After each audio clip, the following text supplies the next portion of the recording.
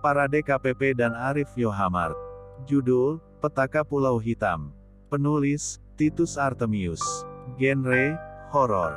Jumlah kata, 1012 kata. Chapter 8. Andra. Teriak Pia sambil berlari, tetapi pria yang dipanggilnya telah hilang ditelan ombak yang bergulung menyeretnya ke tengah lautan. Ketiga orang itu menatap dengan pandangan mata kosong. Ribuan pertanyaan memenuhi benak ketiga anak muda tersebut. Saat kesedihan dan kebingungan masih melanda mereka. Mendadak saja, mereka dikejutkan dengan kehadiran sosok seorang wanita yang tiba-tiba ada di hadapan mereka. Sosok wanita itu seolah melayang di tengah lautan.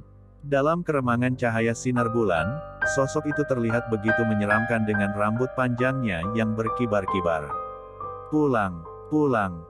Suara tawa memecah keheningan suasana, mengalahkan gemuruh ombak yang datang mendera. Pia, Ayu, dan juga Panca sangat terkejut melihat kehadiran sosok tersebut. Pia yang bersimpuh di pasir pantai menatap dengan mulut ternganga ketakutan, saat sosok yang melayang itu kian mendekat ke arahnya.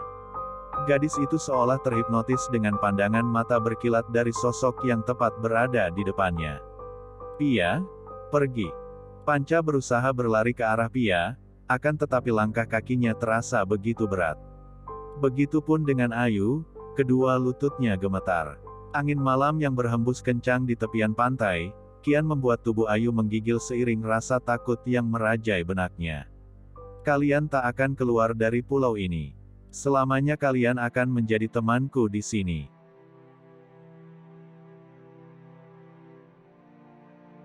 Sosok yang berdiri di depan Pia itu menjulurkan tangannya. Di tengah deru angin yang menerpa, sosok itu mencengkeram bahu Pia. Gadis itu menjerit tertahan saat dirasakannya hawa panas menjalar di sekujur tubuhnya. Ark! Suara erangan tertahan keluar dari bibir Pia, saat wajah gadis menyeramkan itu tepat berada di depan wajahnya. Lalu perlahan-lahan, Pia merasakan seluruh kekuatannya seperti tersedot abis. Dunia terasa berputar, tatkala dirasakannya dari semua lubang panca inderanya keluar udara hangat. Gadis itu berulang kali mendongak dan menggelang ke kanan dan ke kiri. Berbagai gambaran peristiwa di masa lalu yang dia tak mengerti, menjejali otaknya. Gadis itu menjerit parau. Nampak dalam bayangannya barisan serdadu yang menyeret tubuh-tubuh yang sudah tak bernyawa dan menumpuknya di pasir pantai lalu menyiram jasad-jasad itu dengan minyak dan membakarnya.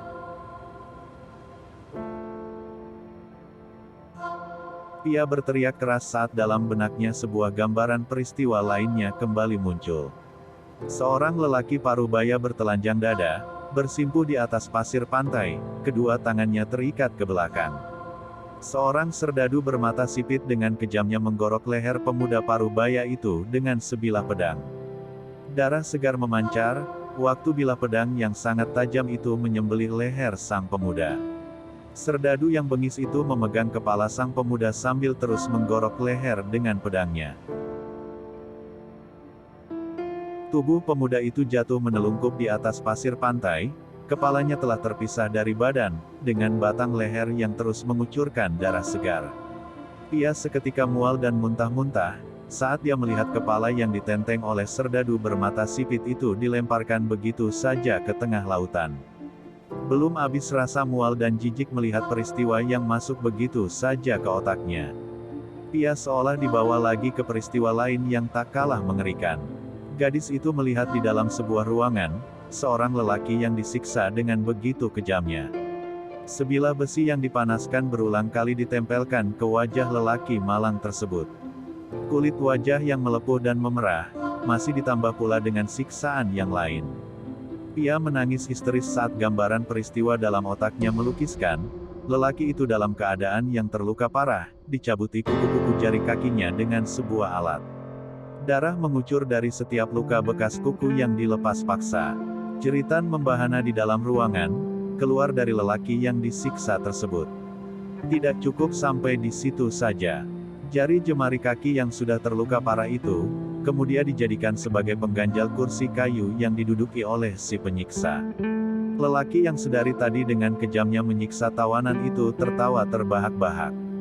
Tak henti-hentinya dia memukul dan menamparkan tawanan yang duduk di hadapannya.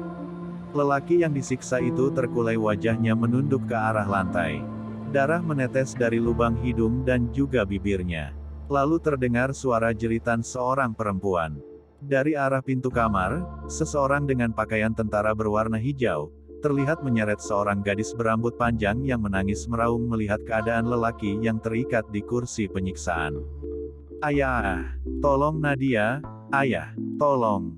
Teriakan gadis itu terhenti saat lelaki berpakaian tentara itu dengan kasar menggelandangnya menuju ke arah ranjang yang berada di sudut ruangan. Lelaki berbadan tegap berpakaian tentara itu dengan kasar melemparkan gadis itu di ranjang. Terjadilah apa yang seharusnya tak boleh terjadi. Remuk redam harga diri dan kehormatan yang gadis itu jaga selama ini. Belum puas rasanya derita hidup yang dia alami.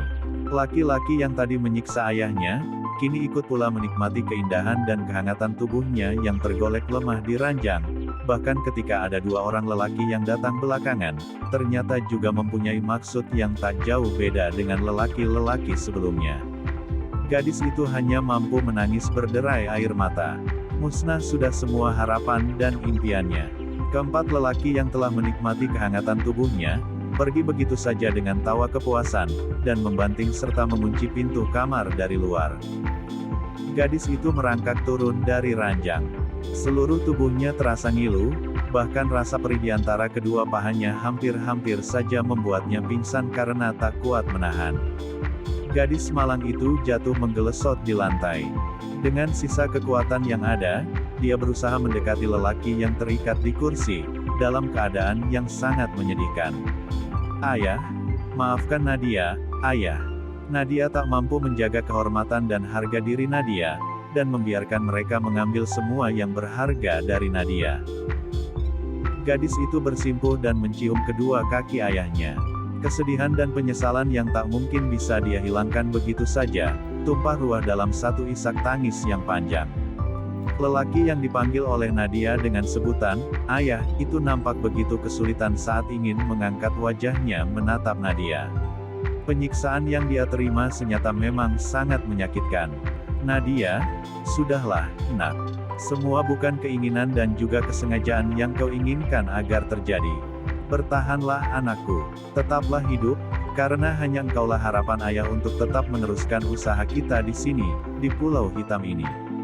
Bertahanlah, nak, ayah mohon kepadamu." Lelaki itu kembali menundukkan wajahnya, tak tega melihat kondisi anaknya, meski kondisi dirinya sendiri sebenarnya juga sangat memprihatinkan. Tepat saat Nadia beringsut agar bisa membebaskan ayahnya, tiba-tiba saja pintu kamar terbuka. Nadia merasa ada seseorang yang menarik kakinya. Tubuh Nadia diseret keluar kamar, ayahnya yang melihat kejadian itu, hanya bisa menangis terseduh. Nadia menjerit-jerit saat lelaki yang menyeretnya keluar kamar tiba-tiba saja berhenti dan mengeluarkan sebilah belati.